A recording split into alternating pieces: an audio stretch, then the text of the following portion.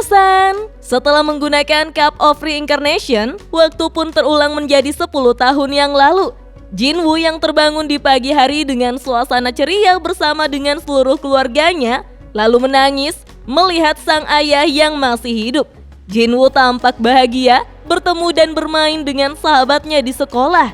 Walaupun hanya sebentar saja, ia ingin hari indah itu bisa untuk ia nikmati. Jinwoo akhirnya pergi menuju ke celah dimensi untuk melawan seluruh monster selama 27 tahun dan berhasil membunuh Monarch of the Transfiguration yang menjadi inti semua itu. Dengan membangkitkan seluruh monster yang telah dikalahkan, Jinwoo pun kembali bertarung melawan musuh terakhir yaitu Dragon Emperor dan bawahannya The Brigade of Destruction. Setelah berhasil mengalahkan Antares dan seluruh bawahannya, Jinwoo yang telah menghilang selama 2 tahun di dunia nyata akhirnya kembali dari pusaran gate di kota Seoul dengan tubuh yang masih seperti anak SMP. Pada akhirnya, tujuan Jinwoo berhasil untuk menyelamatkan seluruh dunia setelah mengalahkan seluruh monster dan monarch. Bagaimanakah kisah Jinwoo yang kini memulai hidup barunya, Minasan? Sebelum saya lanjut, jangan lupa like, komen, dan subscribe ya. Oh iya, siapa tahu ada yang ingin berdonasi? Silakan klik link Saweria yang ada di deskripsi ya. Diawali dari kantor kepolisian Korea Selatan, Woo Jin-chul memulai monolog narasinya tentang terkadang ia masih merasakan perasaan kehilangan. Perasaan kehilangan yang aneh itu seakan membuat dirinya melupakan sesuatu yang sangat penting. Namun, tidak peduli bagaimana ia memikirkannya, ia tetap tidak mengerti. Woo Jin-chul merasa tak ada lagi yang ia lupakan. Hanya saja, kehampaan dalam hatinya itu berkembang semakin besar saat ia memikirkan hal-hal yang telah berusaha Woo Jin-chul lupakan. Pada saat itu, Woo Jin-chul sebagai tahun keempat penyidik kriminal, ketika mencari kopi, Woo Jin-chul bertemu dengan rekannya di departemen kepolisian. Rekannya itu memberikan kopi sambil menanyakan apa yang sedang Woo Jin-chul pikirkan akhir-akhir ini. Woo Jin-chul pun menerima pemberian kopi dari rekannya dan mengucapkan terima kasih. Ia pun mengatakan ada pepatah yang mengatakan lebah yang sibuk tidak memiliki waktu untuk bersedih, sehingga lebih baik ia menyibukkan diri dengan pekerjaannya saja. Ketika berjalan memasuki ruangannya, Woo Jin-chul merasa penasaran dengan 3 orang yang terlihat sangat ketakutan datang ke kantor polisi untuk menyerahkan diri. Dengan tubuh yang tidak berhenti gemetar, pria itu menjelaskan jika ada monster dari dalam bayangan, atau bisa dibilang sebuah bayangan yang muncul dari dalam tanah dan berkata kepadanya jika ia tidak menyerahkan diri ke kantor polisi dalam waktu kurang dari 24 jam, dia akan menyesal telah hidup. Dengan wajah yang serius, pria tersebut berteriak kepada penyidik bahwa dirinya telah bersalah. Ia meminta tolong untuk dimasukkan ke penjara. Mendengar itu, Woo Jin-chul menanyakan apakah mereka semua telah melihat Shadow Monster. Ketiga penjahat itu membenarkannya. Hal itu membuat Woo Jin-chul merasa bingung bagaimana ia harus membuat laporannya. Tiba-tiba, penyidik Kim datang menghampiri untuk meminta Woo Jin-chul menyuruh bawahannya menyelesaikan laporan. Ia mengajak Woo Jin-chul untuk segera menuju ke ruang rapat. Ketika berada di ruangan rapat, Woo Jin-chul terkejut mengetahui jika rekan penyidiknya ingin melepaskan para penjahat yang telah menyerahkan diri. Salah satu penyidik senior menyuruh Woo Jin-chul untuk mengecilkan suaranya karena mungkin ada seseorang yang mendengar obrolan mereka. Woo Jin-chul tampak tidak setuju dengan rencana rekannya untuk melepaskan para penjahat yang sudah menyerahkan diri. Penyidik senior menjelaskan jika ia tidak semata-mata melepaskan penjahat itu. Ia berencana mengobservasinya untuk melihat apa yang akan mereka lakukan atau apa yang akan terjadi pada mereka dalam waktu 24 jam. Woo Jin-chul mengatakan mereka hanya mengigau karena mengonsumsi narkoba, sehingga perkataan tentang monster atau apalah itu hanyalah efek samping dari narkoba. Penyidik Kim berkata mereka terbukti negatif dalam tes narkoba. Ia bahkan sudah ke lab forensik nasional untuk memastikannya. Penyidik senior menjelaskan Mereka adalah orang-orang yang tidak memiliki hubungan satu sama lain. Mereka tiba-tiba berkumpul dan menyerahkan diri begitu saja. Para atasan telah menyuruhnya untuk mencari penyebabnya, tapi belum ada juga titik terang untuk kasus itu, sehingga mereka tidak punya pilihan lain. Dengan melepaskan tahanan, mungkin mereka bisa mendapatkan beberapa bukti. Ia berencana untuk membiarkan mereka kabur dan melihat apa yang akan terjadi pada mereka, dan membuktikan ucapan mereka hanyalah omong kosong atau tidak. Wu Jinchul lalu bertanya, bagaimana jika yang dikatakan oleh mereka itu benar? Bagaimana jika terjadi sesuatu pada mereka? Mendengar itu, kedua rekannya justru tertawa karena menganggap penyidik Wu Jinchul sebagai orang yang percaya dengan hal seperti hantu. Namun sepertinya Wu Jinchul adalah tipe orang yang emosional. Penyidik senior meyakinkan Wu Jinchul bahwa tidak akan terjadi apa-apa. Mereka hanya akan melepaskan penjahat itu di sebuah tempat dan mengobservasi bagaimana mereka bereaksi. Sehingga akan ada banyak penyidik lain yang ikut serta mengawasi mereka. Penjahat itu tidak akan kabur begitu saja. Dan jika memang ada monster yang muncul sesuai yang penjahat itu katakan, mereka itu akan mengurangi pekerjaan kepolisian dengan berkurangnya orang jahat di Korea Selatan. Karena itu, mereka membutuhkan beberapa sukarelawan. Jika memang Wu Jinchul merasa tidak ingin ikut, maka dia tidak perlu untuk mengikutinya.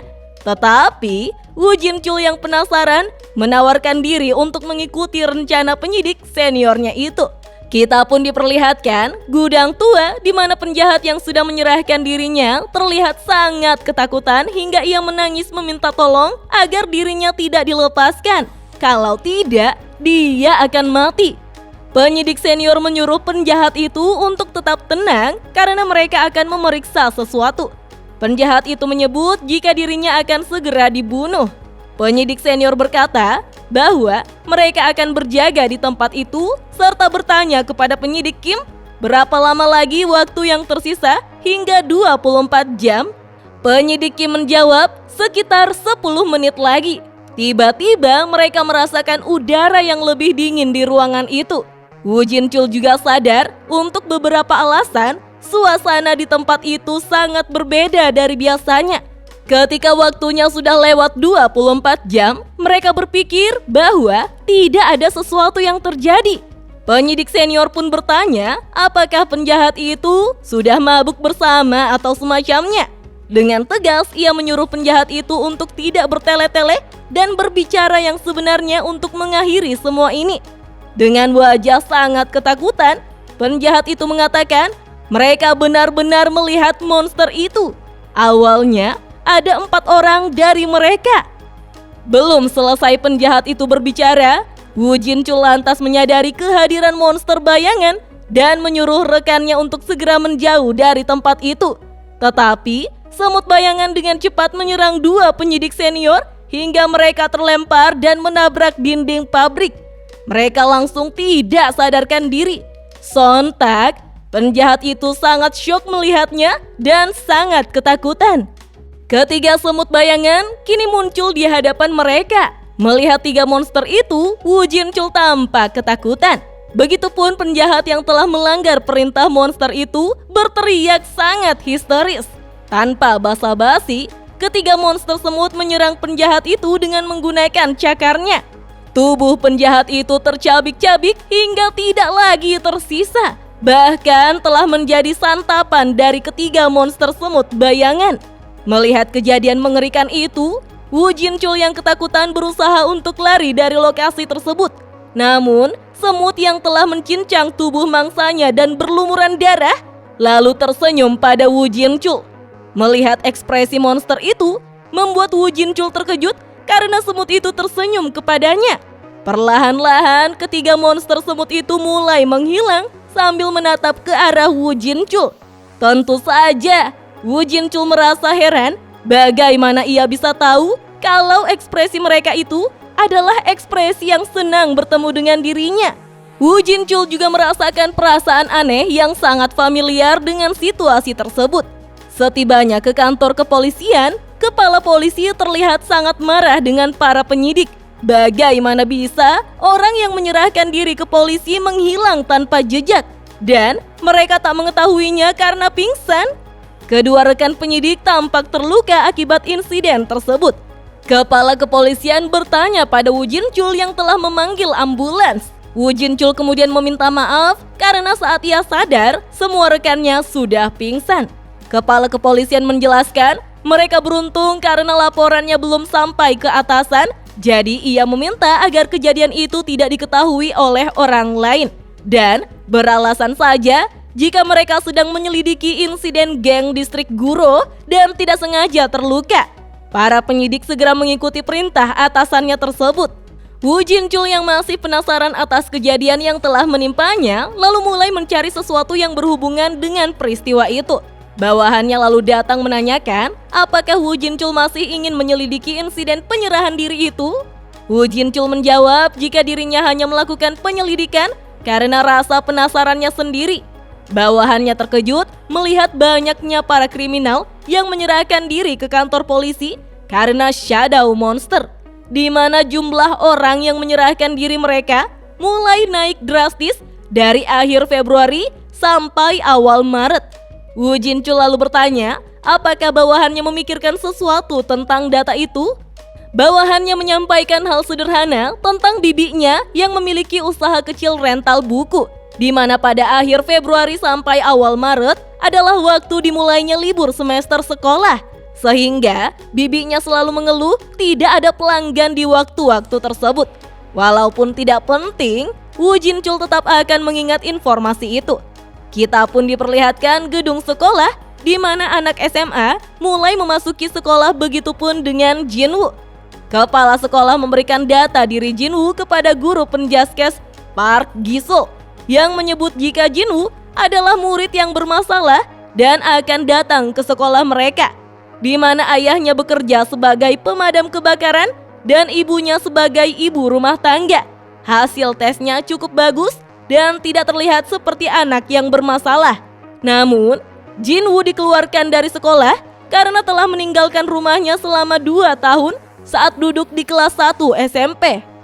Kepala sekolah kemudian bertanya, apakah Park Gi-sul bisa mendidik murid seperti itu? Dengan penuh percaya diri, Park Gi-sul menyebut jika dirinya dijuluki Viper, sehingga ia meminta agar kepala sekolah menyerahkan semua anak nakal dan bermasalah kepada dirinya. Ia akan mendidik mereka kembali ke jalan yang lurus. Ketika para murid sedang berkumpul di lapangan, Park Gi-sul membawa sebuah tongkat dan berteriak agar para murid tidak boleh berbicara. Ia pun melihat Jin-woo yang sedang berdiri. Dengan tatapan sinis, Park Gi-sul segera mendekati Jin-woo untuk membuat muridnya menjadi domba yang penurut. Ia pun mencari alasan dengan melihat sarung tangan yang dikenakan oleh Jin-woo yang melanggar dress code seragam sekolah. Ia akan membangkitkan Black Flame Dragon yang tersegel. Wah, pasti Park Gi-sul juga doyan cerita fiksi ya. Dengan suara yang keras, Park Gi-sul membentak Jin-woo dan menegur karena ia memakai sarung tangan ke sekolah. Mendengar itu, Jin-woo pun melihat ke arah Park Gi-sul dengan tatapan dingin. Ternyata, Park Gi-sul dapat melihat energi sihir kegelapan yang menyelimuti tubuh Jin-woo.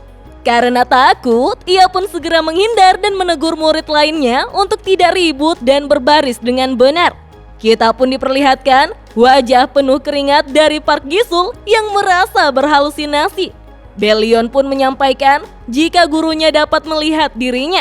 Jin-woo pun berpikir apakah hal itu akibat efek yang ia bawa ke dunia ini. Beralih ke dalam kelas, Jin-woo yang sedang asik membaca didatangi oleh seorang murid. Dia memperkenalkan dirinya sebagai Yonggil.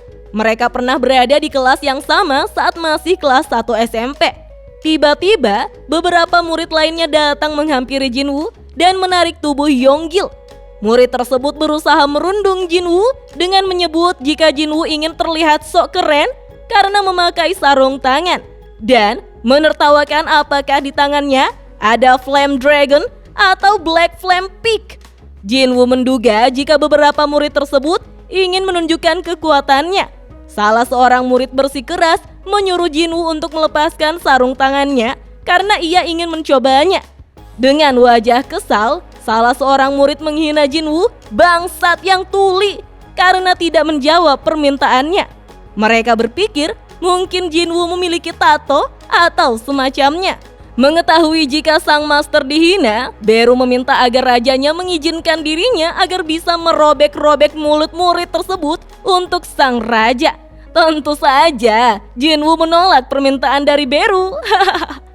Jinwoo kemudian melepaskan sarung tangannya untuk menutupi luka yang ia dapatkan dari King of Dragon, Antares. Hanya luka itu saja yang belum bisa ia sembuhkan dengan baik. Sontak, para murid tampak terkejut melihatnya. Sambil tersenyum, Jinwoo menanyakan apakah mereka tidak pernah melihat tangan terluka seperti itu sebelumnya. Setelah melihat luka itu, mereka lalu beranjak pergi dan meminta agar Jinwoo tidak pernah melepaskan sarung tangannya lagi. Mereka takut akan terbawa mimpi karena luka itu terlihat menjijikkan. Beru yang sangat marah mencoba untuk menyerang murid tersebut. Tapi lagi-lagi Jinwoo melarang Beru untuk mengikuti mereka. Jinwoo merasa ini memang tidak asyik dan terlalu damai. Ia pun menggunakan skill telekinesis untuk menjatuhkan semua murid nakal itu. Ketika terjatuh di depan kelas, mereka sangat malu karena ditertawakan oleh murid lainnya. Beru pun menegur Jinwoo, kemudian Jinwoo memberitahunya bahwa ia sengaja melakukannya agar mereka ditertawakan. Ketika berjalan bersama Yonggil, ia berkata jika Jinwoo terlihat sangat berbeda dari 3 tahun yang lalu. Dia bahkan tak takut di depan orang-orang yang ingin merundungnya. Apakah Jinwoo sudah berlatih selama 3 tahun ini? Sambil tersenyum, Jinwoo menjawab jika dirinya memang banyak berlatih. Yonggil lalu bertanya, apakah Jinwoo berencana ikut klub olahraga atau semacamnya? Rupanya, Jinwoo ingin memasuki sebuah klub. Mereka berdua kemudian pergi menemui Choi Taewong yang merupakan kapten klub lari. Jinwoo menjelaskan jika hanya dirinya yang ingin masuk ke dalam klub lari. Beberapa anggota lainnya kemudian datang menghampiri mereka karena belum pernah melihat ada orang yang berinisiatif bergabung sendiri. Choi Taewong menanyakan apakah Jinwoo adalah seorang atlet atau pernah berlatih lari saat SMP. Jinwoo menjawab jika dirinya bukanlah atlet dan tidak pernah berlatih lari. Anggota lain menimbrung dengan mengatakan klub mereka hanya menerima atlet, sehingga ia heran mengapa Jinwoo ingin bergabung ke dalam klub lari padahal ia belum pernah mengikuti lomba lari. Jinwoo menerangkan jika ia ingin menemui seseorang di kompetisi lari. Eng. Orang itu adalah Cha He-in yang masih berada di divisi junior SMA sekarang. Tapi Jinwoo yakin jika dia mampu untuk melakukannya. Lagi pula, Cha He-in adalah pelari hebat sebelum dia berhenti mengejar mimpinya dan menjadi seorang hunter. Sehingga dengan bergabung di dalam klub lari sekolahnya, Jinwoo bisa bertemu dengannya secara natural lewat kompetisi di mana para pemula SMA berkumpul. Wah, masuk Pak Eko. Mendengar hal itu, Choi Taewong kemudian memberikan satu syarat, yaitu Jinwoo harus berlomba melawan pelari cadangan tahun kedua yang merupakan pelari terburuk di klub mereka. Setidaknya, Jinwoo harus lebih cepat untuk bergabung dengan mereka.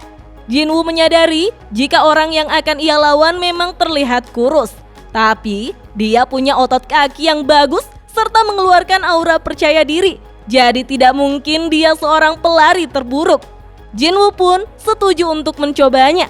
Seniornya tertawa karena yang akan Jinwoo lawan adalah seorang pelari yang mendapatkan posisi ketiga di lomba lari tingkat provinsi. Choi Taewong lalu memberikan tantangan karena lari saja kurang seru. Jika Jinwoo menang, maka ia bisa masuk ke dalam klub. Namun kalau kalah, ia harus mencuci pakaian klub lari dan membersihkan ruangan klub selama sebulan. Tanpa ragu, Jinwoo menyetujui hal itu. Di dalam ruangan guru, Park Gi-sul terlihat sedang duduk di mejanya dan merasa sudah baikan. Ia pun pergi ke ruang santai untuk merokok dan melihat Jinwoo sedang berlari melawan anggota klub lari di sekolahnya. Park Gi-sul tampak kesal melihat hal itu. Ia lalu bertanya kepada guru penjas, mengapa Sung Jinwoo berlari bersama mereka? Guru penjas baru mengetahui jika murid itu bernama Sung Jinwoo. Ia mendengar bahwa ada murid baru yang ingin bergabung ke dalam klub lari. Mereka tidak bisa mengusirnya karena terbukti dia memiliki bakat setelah melihat kemampuannya. Ketua klub sedang menguji stamina Jinwoo dan dia sudah berlari 20 putaran. Guru penjas menyebut jika dirinya sampai capek melihat Jinwoo berlari. Mendengar itu, Park Ji-sul berpikir jika Jinwoo mungkin bukanlah anak bermasalah dan nakal, sehingga ia berusaha untuk tidak berburuk sangka terhadapnya. Ya, ia akan memperhatikannya lagi. Dengan begitu, semua kesalahpahaman bisa teratasi. Tiba-tiba, ekspresi wajah Park Ji-sul berubah. Ia tampak terkejut dan ketakutan melihat Jinwoo yang sedang berlari diselimuti oleh bayangan hitam yang memenuhi lapangan. Ia menyebut dirinya mungkin berhalusinasi atau mengigau. Tidak mungkin hal seperti itu nyata.